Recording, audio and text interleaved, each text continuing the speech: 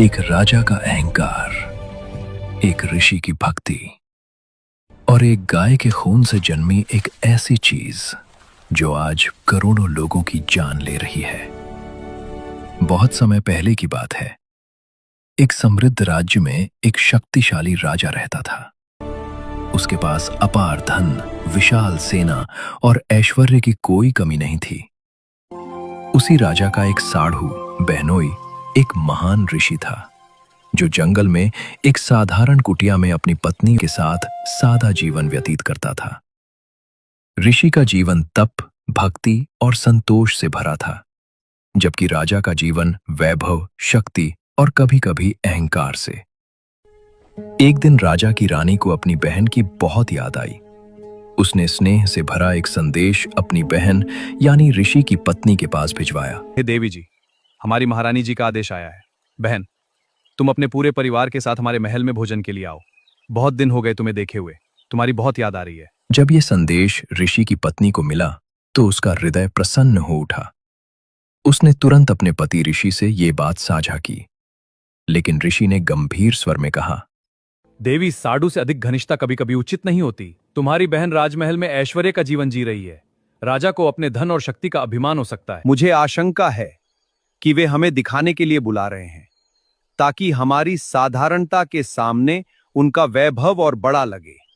ऋषि की पत्नी ने यह सब सुना, लेकिन उसके मन में अपनी बहन से मिलने की इच्छा बहुत प्रबल थी। उसने कहा, स्वामी, मेरी बहन का स्नेह सच्चा है। हमें उनके प्रेम को ठुकराना नहीं चाहिए। जो होगा देखा जाएगा। ऋषि ने कुछ क्षण विचार किया। ठीक है, हम चलेंगे, लेकिन जो होगा उसकी जिम्मेदारी तुम्हारी होगी। कुछ दिनों बाद ऋषि उनकी पत्नी राजमहल पहुंचे। महल का दृश्य अत्यंत भव्य था। चारों ओर सोने चांदी की चमक, सुगंधित पुष्पों की महक और सेवकों की लंबी कतारें। रानी ने बहुमूल्य आभूषण और रेशमी वस्त्र पहन रखे थे, जबकि ऋषि की पत्नी साधारण वस्त्र और गले में राम नाम की माला धारण किए हुए थी। दरबार के कुछ लोग आपस में धीरे धीरे हंसते हुए कह रहे थे, देखो, यही है राजा का साढ़ू। कहां राजा भोज और कहां गंगू तेली। उनके मन को ठेस तो लगी, लेकिन उन्होंने धैर्य और संयम बनाए रखा। भोजन का समय आया। राजा ने बड़े ठाठ बाट से केवल कुछ ही प्रकार के व्यंजन परोसे।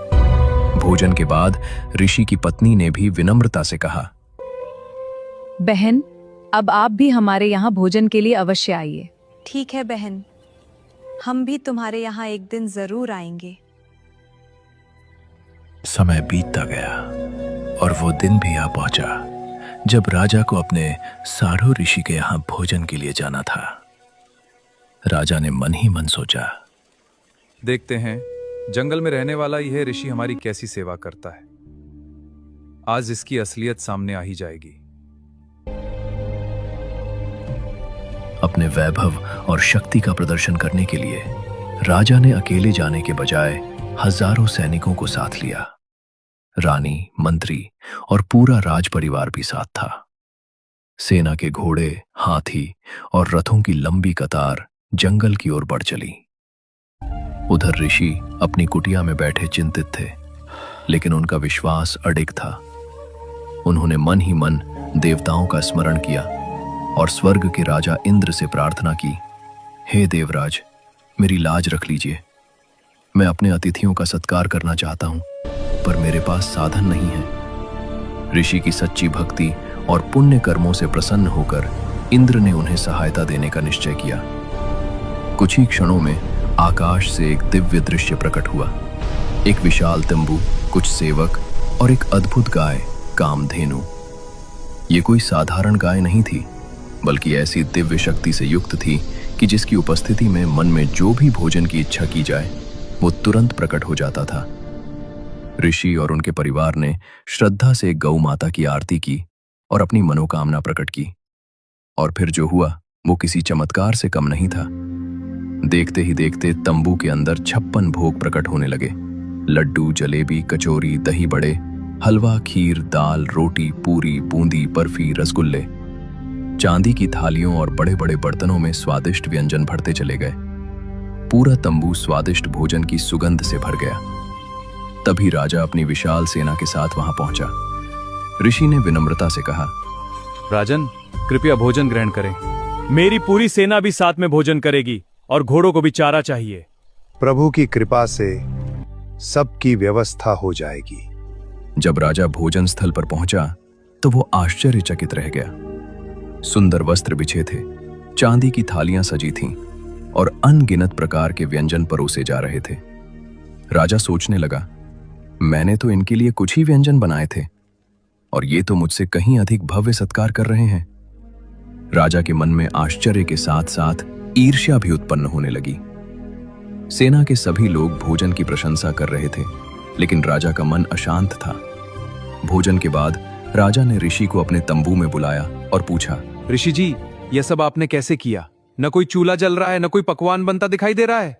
राजन, ये सब प्रभु की कृपा है। मुझे एक दिव्य गाय प्राप्त हुई है जो हमारी हर इच्छा पूरी कर देती है। राजा की आंखों में अब जिज्ञासा नहीं बल्कि लालच साफ दिखाई दे रहा था। वो बोला, ऋषि जी, यदि यह सब उस गाय की कृपा से हो रहा है तो मुझे उस पर विश्वास कैसे हो? आप मेरे सामने इसकी शक्ति दिखाइए। ऋषि शांत स्वर में मुस्कुराए और बोले, राजन, अवश्य। दोनों तंबू के द्वार पर खड़े हो गए। अंदर केवल दिव्य गाय कामधेनु खड़ी थी। भोजन समाप्त हो चुका था, इसलिए तंबू अब खाली दिखाई दे रहा था। राजा ने सोचा, शायद ये सब कोई छल है। उसी समय ऋषि ने गौ माता की ओर श्रद्धा से देखा और मन ही मन प्रार्थना की। क्षण भर में फिर से तंबू के अंदर विभिन्न प्रकार के व्यंजन प्रकट होने लगे। अब राजा को विश्वास हो गया, लेकिन साथ ही उसका लोभ और बढ़ गया। वो बोला, ऋषि जी, यह गाय मुझे दे दीजिए।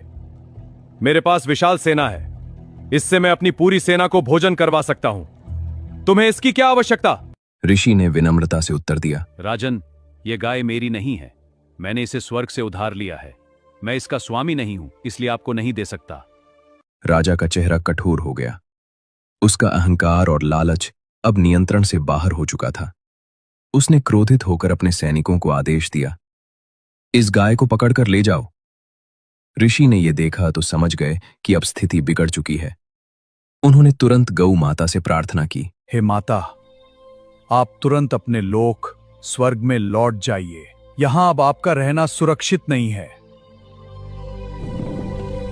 ऋषि की आज्ञा मिलते ही कामधेनु आकाश की ओर उड़ने लगी। ये देखकर राजा और भी क्रोधित हो गया। उसने धनुष उठाया और गाय को रोकने के लिए तीर चला दिया। तीर जाकर गाय के पैर में लगा। गाय घायल हो गई और उसके पैर से रक्त टपकने लगा। फिर भी वो किसी तरह उड़ते हुए स्वर्ग की ओर चली गई। जहां जहां उस दिव्य गाय का रक्त धरती पर गिरा, वहां वहां एक नई वनस्पति उगाई, तंबाकू। धीरे धीरे वो फैलती गई और पूरे पृथ्वी पर फैल गई। और अब आगे चलकर यही लाखों करोड़ों लोगों की जान का कारण बन रहा है। खून नाम खून का, तमा नाम गाय, 100 बार सौगंध इसे न पिए न खाए।